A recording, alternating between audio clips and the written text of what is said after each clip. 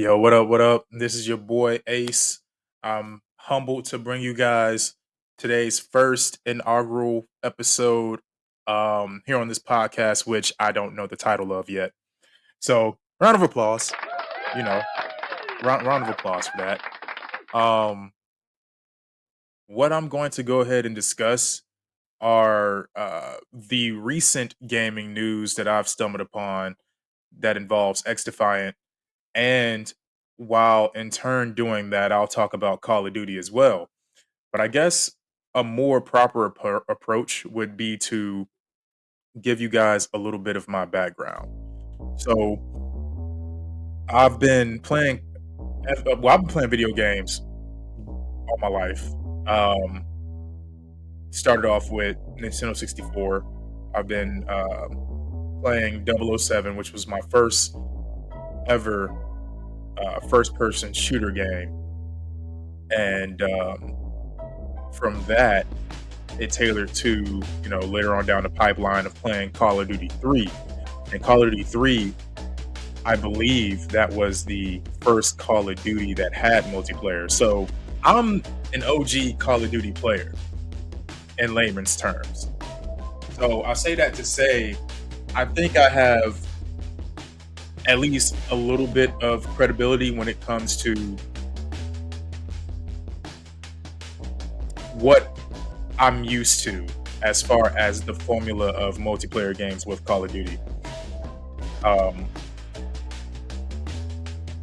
Sorry, I just had a text. But, my favorite Call of Duty is somewhere between Modern Warfare 2 and Black Ops, and I think it's Black Ops 1. Only because despite the wacky the wacky tactics that you can do on Modern Warfare 2, where you have Commando Pro with the knife, and you have one man army with the noob tubes, the grenade launchers. That was when I started to hit my stride in being a very good Call of Duty player, above average. So it started with Modern Warfare 2, and then Black Ops 1 was when I really had a serious thought of playing professionally. Now, by no means am I even that good to play professional. It's just feedback that I got from other people. I was actually a part of a clan, and we did clan wars or scrims. So that was like that era of when I took Call of Duty a little bit seriously. But now, in terms of modern Call of Duty, I'm not really satisfied with the product that they've released. They, meaning Activision and Treyarch, Infinity Ward, Sledgehammer, the whole big three. So I had something in my hair. So with that being said, really the implement of their skill-based matchmaking or their engagement optimized matchmaking, that's what made me take a turn. On top of the microtransaction promotions, the bundles, it started to remind me of how 2K is with their games, with NBA 2K, and as well as all the yearly release games. It seems oversaturated. It doesn't bring any genuine aspect to the gaming community. It's more so like, we're rarely going to update the game. We're going to give you the same thing, but we expect you to pay the full price amount, which I can't really follow. So, now we have this new kid on the block called XDefiant. It has launched roughly around a week ago, I believe. We are now, today's Memorial Day, so happy Memorial Day. But the reason why I brought up the date or, the holiday is also to make a reference point that this is double XP weekend with XDEFIANT. And the reason why I brought that up is because it tailors into a point that I'm going to make later on. But with XDEFIANT being the new kid on the block, all eyes are on them, right? All eyes are on them. You have people like me who are looking for something new to play because the business practices of Activision isn't something that we can no longer tolerate.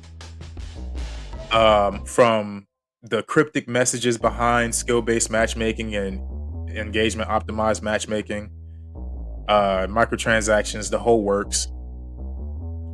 And when XDefiant was set to release roughly a week ago, I believe, I had no expectations. I wanted to see what the game is like, and the most important thing that I was focused on is this game going to be fun? And it didn't disappoint. I mean, this game, it feels like Black Ops. It feels like Black Ops, but the mechanics are different. They implemented a lot of teamwork-based elements to the game. It's a bunch of objective-based gameplay that needs to be implemented to your style in order to win games. Winning in this game matters, okay? Winning matters. You get more experience points, which you could further progress your gun level and your profile. And the reason why I brought up double XP is because if you're not playing this game, or if you are, or if you intend on doing so, I would highly recommend playing it right now, because you're going to realize how strenuous it is to gain experience points once the double XP weekend is over. And there's a big factor towards why I keep bringing up this double XP, because this game incorporates you working as a team, playing the objective, earning as much experience points as you can. You can't just get kills anymore. Not with this game. And that's what a lot of Call of Duty players are struggling to incorporate. You can't just sit around and rack up on kills. This game has no kill streaks. And so what I tend to notice is that people have their issues in the wrong elements of this game. They have their issues with the wrong elements, right? They're saying, oh, the spawns are everywhere, don't know where people are coming from, or they'll say something like, man, I keep getting crossed up. Like, I keep hitting one guy, I shoot one guy here, and then another guy pops up out of nowhere and he kills me. And a lot of the complaints, to me, are arguably the same complaints that I have with Call of Duty. The only main concern with XDefiant, in my opinion, is the netcode and the bullet registration. So, last night, I stumbled upon some news, and I'm going to get right to this point right now. I stumbled upon some news, right? And I went on Reddit, and I saw this right here.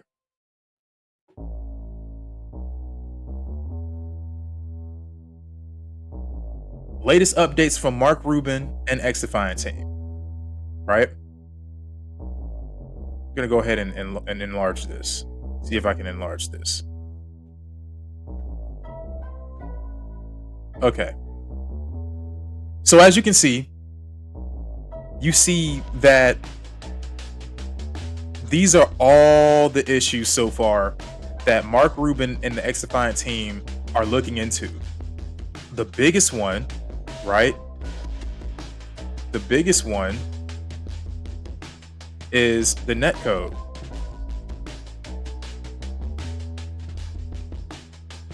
Netcode and hit registrations are top priority. This was my biggest issue with the XDefiant game, right? And as you can see, I've clicked a few of the sources to see if it was legitimate, and all these are really Mark Ruben. I'm going to show you in a second.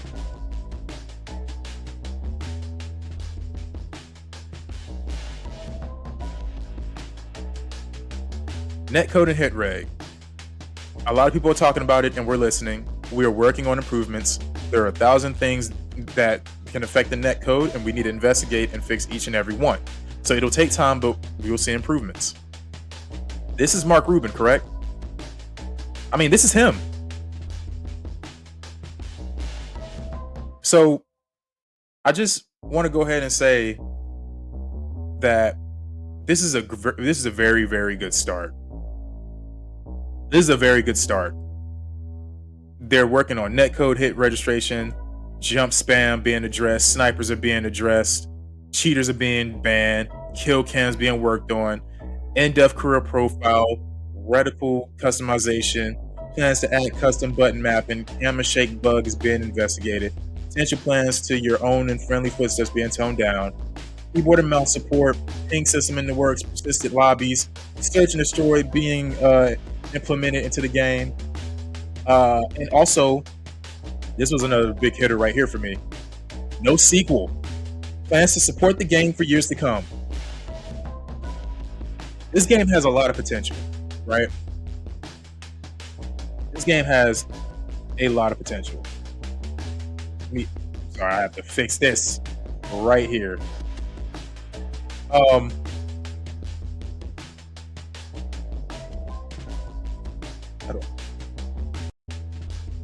There we go.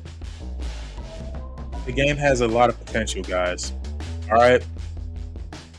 All those issues, although it's a lot, it's going to take some time. I'm just giving a massive PSA to say, yo, we may have some heavy hitters.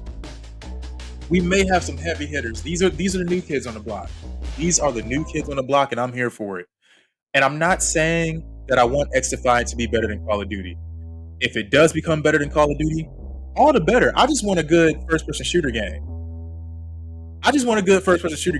Where I can have fun and not have to worry about like playing in an MOG tournament every time I log in. Is that so hard? I don't know. I don't think that's too much to complain about, man. I mean, I don't think that's too much to ask for. Like, they're doing a damn good job so far, at least with the communication. Mark Ruben and their team, very transparent, very communicative. Unlike Activision, unlike Microsoft, I mean, that was all I was really looking for. And you have to think about it like this, right? I think a lot of people forgot where Activision had an FAQ, they had a frequently asked question on Reddit.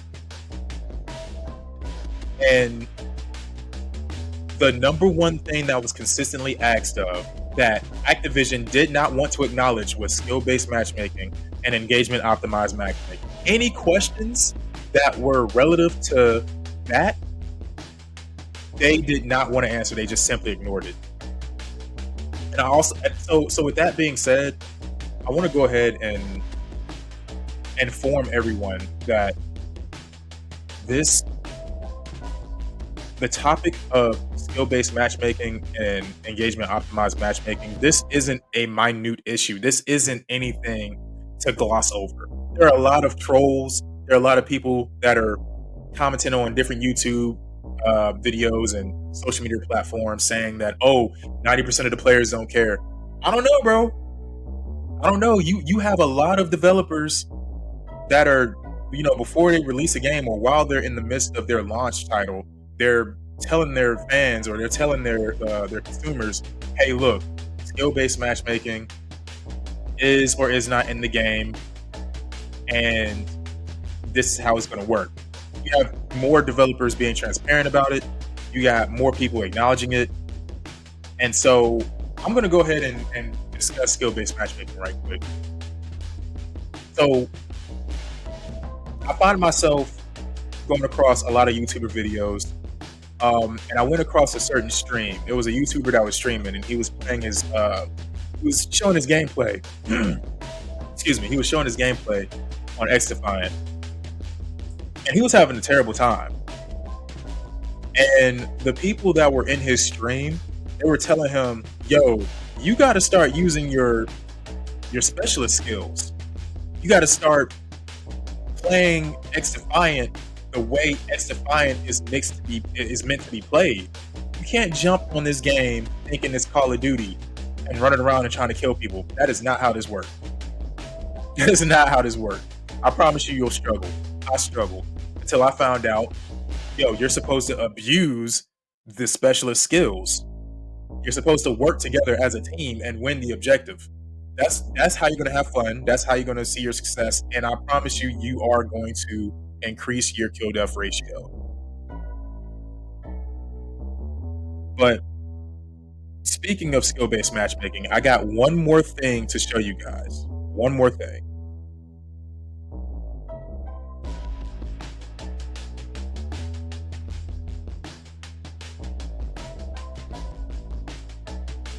I have one more thing to show you guys real quick.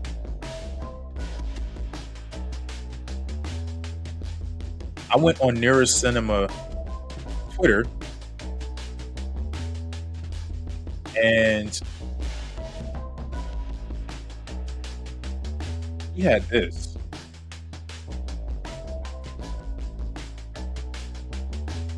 The amount of people saying skill-based matchmaking is a good thing after playing XDEFIANT is wild. The stats people are putting up aren't that crazy. People just forgot what games without skill-based matchmaking were like. The numbers I post in XDEFIANT are nearly identical to the old Call of Duties before skill-based matchmaking took over. Let's go down to the comments. He says, what's crazier is dudes saying skills-based matchmaking helped Call of Duty grow. Literally none of all my friends in that Modern Warfare 3 picture play anymore. Not even one. I'm all that's left. Okay. So basically, I'm just showing this to say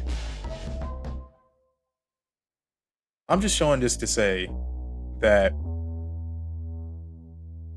I agree with Cinema first and foremost. I feel like there's this massive confusion to the way Activision implemented skill-based matchmaking, and adjacent to how players are believing that they're doing better or that they're good players. I've said this before to my older brother, and I'll say this again. Right? The skill-based matchmaking that's implemented on Activision, it's set to make you believe that you're a decent player when you're legitimately below average. And this isn't disrespectful to anyone. I'm not calling anybody out.